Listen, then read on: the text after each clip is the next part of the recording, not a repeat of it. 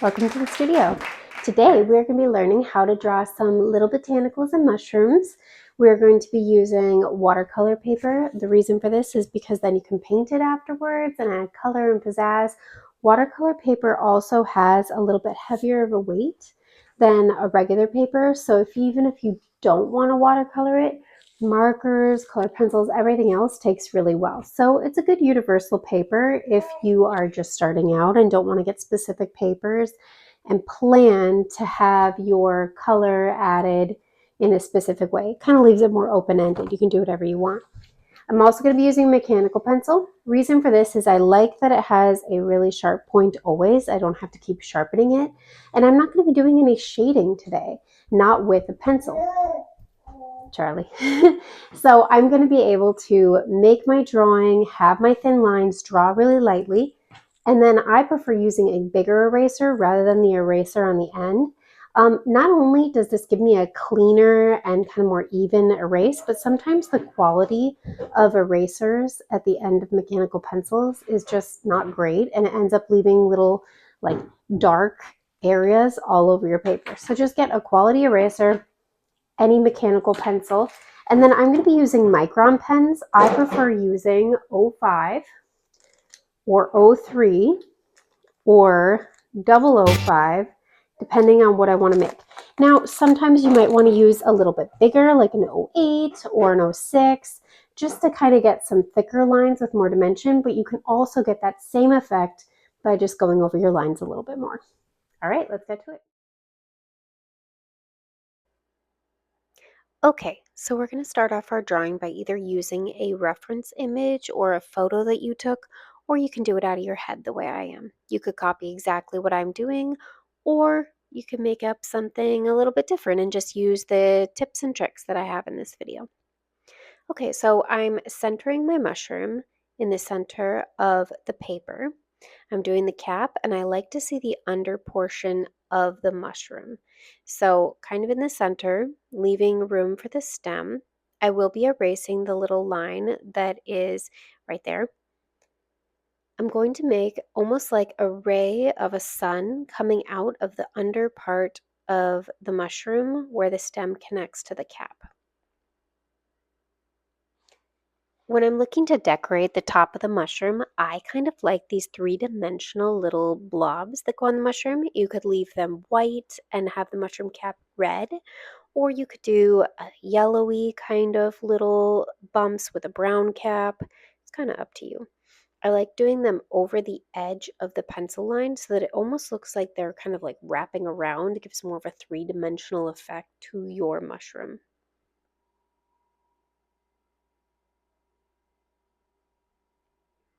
Some of them are big, some of them are small, so I kind of just fill them in and keep a variety around the whole thing. Using that big eraser and not my pencil eraser to erase that middle line. The first Micron that I pulled out, it had a kind of flattened top on the tip of the nib, and that kind of shows that it's a little bit old and it won't have a very smooth ink flow. So I grabbed a different one. I'm starting with the stem because it's the center point of the image and it's the structural base for the mushroom, so I wanted to get that done first.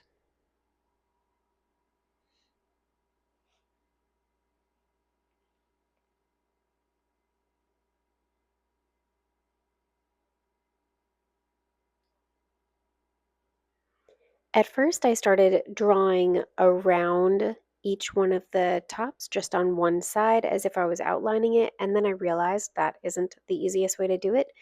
The easiest way to do it is to actually just copy all of your lines for the little bumps that are on the top and then go around and connect the edges. That way you won't make a mistake and you also won't make it look not like a rounded piece.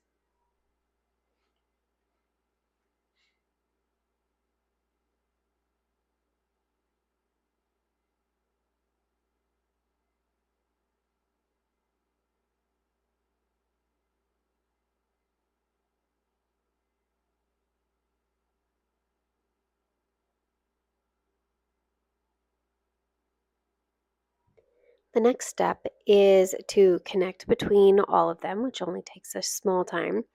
And then we're going to actually start doing the little ridges that are under the top of the mushroom cap. Now, the way I do it is I actually just do almost like the rays of a sun, where they're kind of a little further apart. This gives me guidelines in which I can fill the lines. If you just start doing the lines around and you go that way, you might have some success and you also might not get an even like balance of how they're laid out. They might start getting lumpy or turning the wrong direction. So this almost creates your own guideline in how to make those lines like absolutely perfectly coming out of the center without having to really think about it. You'll notice that as the lines come into the center of the stem, they start getting a little more dense. And this creates from a distance the illusion of more of like a shading or a thickness in that area. You'll also see where the lines kind of are closer to the side of the cap from our perspective are a little bit closer together. And this also creates that illusion of turning in space and shading.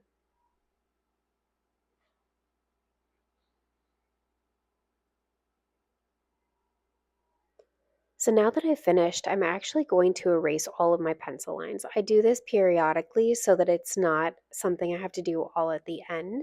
And it kind of gives me a gauge on, did I miss anything? Is there a line that I missed?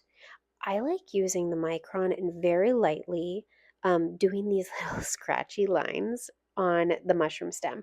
So what I do is I press it on the top and then I kind of just drag and flick my hand up to create kind of this loose, scratchy line to give it a little bit of roundness and shading.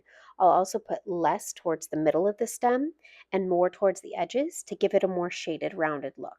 I didn't go in very big detail on this drawing, but I do have other drawings where I have gone in much more detail. So now I switch back to pencil and I start to just do a little bit of outline where I want the leaves to be. The leaves are going to be coming behind the mushroom in this image, but in other images, I actually will draw some of the leaves first before I do some of the stem portion to have it where the leaves are wrapping around the stem. This is a very simple drawing, so I did not do that. Also, you'll notice I'm pointing out here that you can have it where the leaves, the base of the leaves where it connects to the stem line up with each other or are scattered every other one. Having this kind of like difference between the leaves on different stems makes it more interesting to the eye. It gives it variety. I also have different sizes, so some bigger, some smaller. I don't know if you saw that right there, but I used the eraser on the pencil without thinking, and it created a dark smudge on the paper, which I tried to get out with the other eraser, and I'll give it a little more oomph after I finish drawing all of the lines with the pen.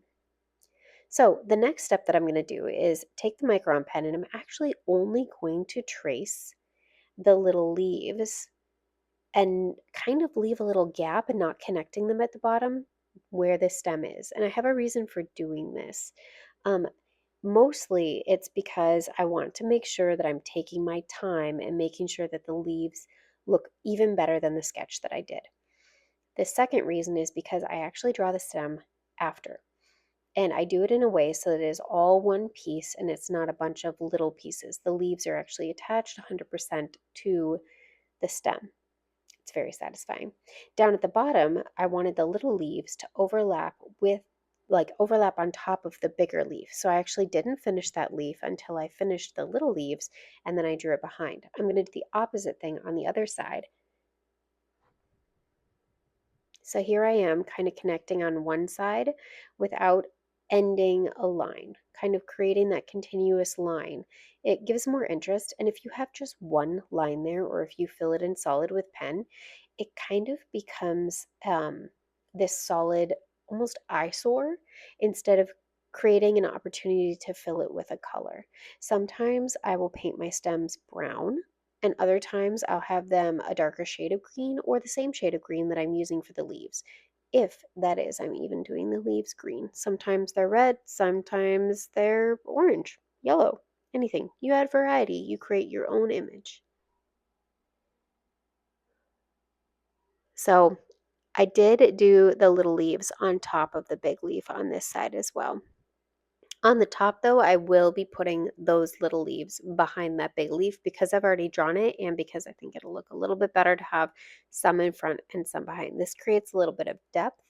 Now, granted, we're not creating a landscape art piece here where there is a background that has a lot of detail.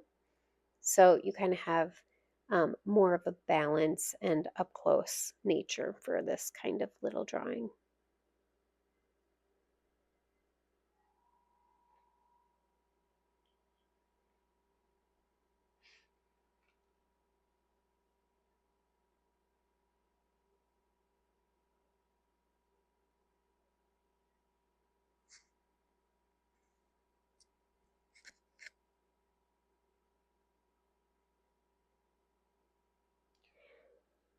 So there's a slight pause here because my little decided that she wanted to be part of it. So here she is adding her little touches to it with her little fingerprints.